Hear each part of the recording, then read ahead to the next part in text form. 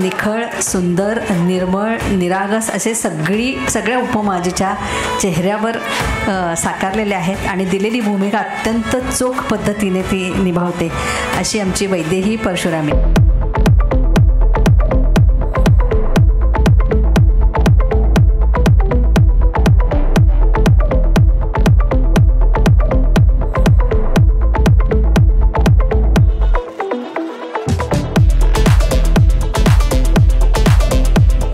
कुठल्याही पद्धतीने आपल्या कामाची दखल घेतली गेली तर प्रत्येकालाच अर्थात अजून स्फूर्ती मिळते, ऊर्जा मिळते.